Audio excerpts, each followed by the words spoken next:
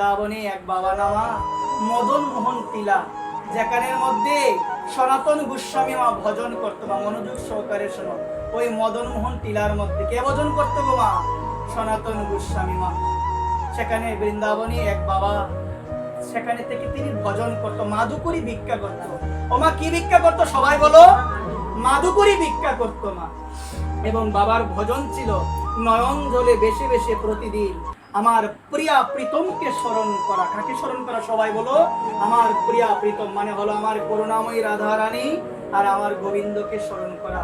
সেই বাবাজি নামা প্রতিদিন স্মরণ করতো নয়ন জলে বেশে বেশে, যে প্রভু গো আমি কবে তোমার দেখা পাবো, রাধারানী আমি কবে তোমার দেখা পাবো, রাধারানী আমি জানি বৃন্দাবনে এখনো নিত্য লীলা বিলাস হয়, আমার কবে ভাগ্য হবে আমি তোমায় দেখতে পারবো। সবাই বলো না মা।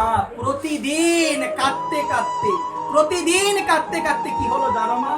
প্রতিদিন কাঁদতে কাঁদতে বাবার দুইটা নয়ন মা অন্ধ হয়ে গিয়েছে। কয়টা নয়ন অন্ধ হয়ে গিয়েছে গো মা? দুইটা নয়ন মা। কাঁদতে কাঁদতে একমাত্র রাধারানীর জন্য, গোবিন্দের জন্য কবে দেখা পাবো, কবে রাধারানী আমি তোমার দেখা পাবো, হ্যাঁ গোবিন্দ আমি কবে তোমার দেখা পাবো। একমাত্র শুধু নয়ন জলে ভাসতে ভাসতে দুইটা নয়ন দুইটা নয়ন মা অন্ধ হয়ে গিয়েছে। তখন কি করলো জানো মা? এক বাবা না মা দেখলো মা। এক বাবা কাকে দেখলো জানো মা? ওই বাবাজিকে দেখে দেখে বলছে, বাবা সারাটা জীবন কাঁদলে, বাবা কি হলো বাবা? দুইটা নয়ন তো অন্ধ হয়ে গেল, এখন আর কি করে দেখবে? তখন আমার বাবা উত্তর দিল, আমার দুইটা নয়ন অন্ধ হয়ে গিয়েছে, আমার প্রিয়া প্রীতমের তো দুই নয়ন অন্ধ হয় নাই। আমি যদি নাও দেখতে পারি আমার রাধারানী আমায় দেখতে পারবে, আমি যদি তাকে নাও দেখতে পারি আমার রাধারানী দেখতে পাবে। দেখো শুনো মনোযোগ সহকারে, মনের কি আকুলতা, মনের কি ব্যাকুলতা, যে আমার দুইটা চোখ অন্ধ হয়ে গিয়েছে প্রভু, আমার কোনো দুঃখ নাই প্রভু, তুমি তো আমায় দেখতে পাবে, তুমি কৃপা করে তুমি আসো আমার কাছে, তুমি কৃপা করে প্রভু তুমি আসো আমার কাছে। মা কেঁদে কেঁদে আমার প্রভুকে ডাকে, আমার প্রভুকে স্মরণ করে মা। সুরদাসের জীবনীতে দেখতে পেয়েছিলাম, সুরদাস ছিল জন্মান্ধ ভগবানের একজন ভক্ত। জন্মান্ধ হওয়া সত্ত্বেও প্রতিদিন যায় মন্দিরে ভগবানকে দেখার জন্য। মা যে অন্ধ সে কিছু দেখতে পায় মা? পাই না জানো মা। সুরদাস না যখন মন্দিরে যায়, সুরদাসকে এক ভক্ত বলেছিল, তুমি যে প্রতিদিন মন্দিরে আসো তুমি তো জন্মান্ধ, কিছু তো দেখতে পাও না, কেন আসো? সুরদাস বলেছিল, আমি দেখতে পাই না কিন্তু দেখতে পাই তো তিনি, আমি দেখলে পাবো না পেলে নাই, আমার প্রভু তো আমাকে দেখছে, তাতেই আমি খুশি। সবাই বলো আমার প্রভু আমায় দেখতে পাচ্ছে না, আমি কি করি? আমি কতটুকু ডাকছি মা, প্রভু দেখছে না। প্রভু ছাড়া জগতে কেউ কাউকে ভালোবাসে না, এই সংসারে প্রকৃত পক্ষে কেউ কাউকে ভালোবাসে না, একমাত্র ভালোবাসে আমার প্রাণ গোবিন্দ, আমার রাধারানী। যেখানে কোনো স্বার্থ নাই মা, যেখানে কোনো স্বার্থ নাই, জীবনে যদি কঠিন পরিস্থিতিও আসে, একজন আছে আমার সাথে, তিনি কে গো মা? ভগবান, তিনি হলো ভগবান। আজকে মা, আজকে সে বলছে, দেখো আমি তো দেখতে পাই না, আমার প্রভু তো দেখতে পায়। প্রতিদিন কাঁদে মা। একদিন না মা রাধারানী যাকে কৃপা করবে মা, রাধারানী করুণাময়ী মা, কৃপা করবেই করবে। যদি চাও না, রাধারানীর সারাটা জীবন চলে গেল, রাধারানী ডাকতে পারি নাই, আর রাধে এখন আমি বুঝতে পেরেছি রাধারানী তোমার করুণা বিনে জগতে আমার আর কোনো গতি নাই, তোমার কৃপা বিনে রাধারানী আমি কোনোদিন গোবিন্দকে পাবো না। রাধারানী তুমি কৃপা করো মা, আমার রাধারানীর কৃপা অবশ্যই অবশ্যই করবে। সবাই বলো তিনি করুণাময়ী। ভক্ত বলেও তো প্রভু, ও রাধারানী তুমি তো করুণাময়ী, আমি পাপী, আমি পাপ করেছি, আমার দ্বারা আরো পাপ হবে, কিন্তু এই বিশ্বাস তুমি করুণাময়ী, করুণা তোমাকে করতেই হবে, কৃপা তোমাকে করতেই হবে। তুমি করুণাময়ী, তোমার নাম দিয়েছে করুণাময়ী, তুমি করুণা করবে, তুমি কৃপা করবে, এটা হলো আমার বিশ্বাস, এটা আমার বিশ্বাস। একদিন যখন নিত্য লীলা বিলাস হয়, আমার রাধা গোবিন্দ, আমার রাধা ভগবান প্রিয়া প্রীতম নিত্য লীলা বিলাস করেন, নিত্য লীলা বিলাস ত্যাগ করে যখন চলে যাবে, নিত্য লীলা বিলাস যখন শেষ হয়েছে, যখন চলে যাবে, আমার রাধারানী দাঁড়িয়ে গিয়েছে। রাধারানী যখন দাঁড়িয়ে গেল, গোবিন্দ বুঝতে পারলো রাধারানী মনে হয় কাউকে কৃপা করবে। বলছে, রাধে তুমি কেন দাঁড়িয়ে গেলে? রাধে বলছে, তুমি কি শুনতে পাচ্ছ যেটা আমি শুনতে পাচ্ছি? বলছে, কি শুনতে পাচ্ছ রাধারানী?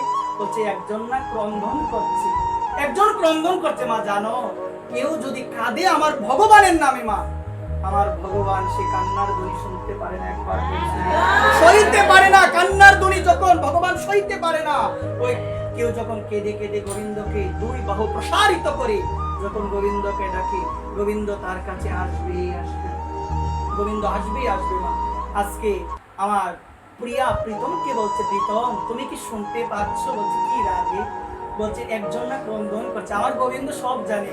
গোবিন্দ তখন বলছে হে একজন তো ক্রন্দন করছে। আমার গোবিন্দ কান্নার ধ্বনি তো শুনতে পারে না। গোবিন্দ তার কাছে গেল, দেখো গোবিন্দ চেষ্টা করলো তাকে হাসাতে হবে। হাসানোর জন্য গোবিন্দ বলছে কি গো তুমি কেন ক্রন্দন করছো? তোমার কি স্ত্রী মারা গিয়েছে? তখন সে বলল এমন ধ্বনি বৃন্দাবনে এতদিন ধরে আছি, এমন কণ্ঠ তো আমি কারোর শুনি না।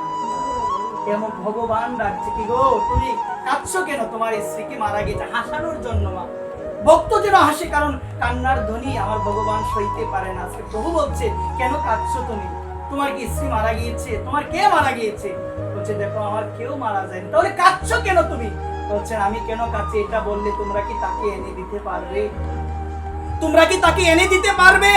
এই কথা যখনই বললো না মা, আমার গোবিন্দ আমার প্রিয়াজুর দিকে তাকিয়ে দেখলো, প্রিয়াজুর দুই নয়ন দিয়ে জল পড়ছে। সবাই বলো আমার করুণাময়ী রাধারানীর আজকে দুই নয়নে জল। গোবিন্দ তাকিয়ে তাকিয়ে দেখছে রাধারানী কাঁদছে ভক্তের জন্য। মা ভক্ত যতটুকু আমার ভগবানকে রাধারানীকে ভালোবাসে, আমার রাধারানী তার থেকেও বেশি ভক্তকে ভালোবাসে। সবাই আজকে রাধারানীর দুই নয়নে জল। আমার গোবিন্দ বুঝতে পেরেছে রাধারানী যে ভক্তকে ভালোবাসে মা, তার তো উদ্ধার হবেই হবে। মা আজকে রাধারানী কি করলো জানো মা? ওই ভক্তির দুইটা নয়ন অন্ধ মা, রাধারানী তার দুইটা অস্ত্র ওই ভক্তের নয়নের মধ্যে স্পর্শ করলো, সঙ্গে সঙ্গে যুগল রূপ দেখে মূর্ছিত হয়ে গেল। নিতাই যুগল রূপ দেখে সঙ্গে সঙ্গে মূর্ছিত হয়ে গেল। মূর্ছিত হওয়ার পরে কান্না আর কমে না। আগে যতটুকু কান্না ছিল এখন আরো দ্বিগুণ হয়ে গিয়েছে মা, এখন আরো দ্বিগুণ। আপনি বলতে পারেন রাধারানী দেখা দিল, কান্না দ্বিগুণ কেন হলো? রাধারানী এই জন্য দেখা যেতে আর বেশি দিন রাখবে না। দুদিন যখন বেশি ক্রন্দন করছে, রাধারানী সঙ্গে সঙ্গে সেই ভক্তকে রাধারানীর শ্রীচরণে জায়গা দিয়ে দিয়েছে। এটা আকাঙ্ক্ষা, এই আকাঙ্ক্ষা ছাড়া কোনোদিন পাওয়া যাবে না। এই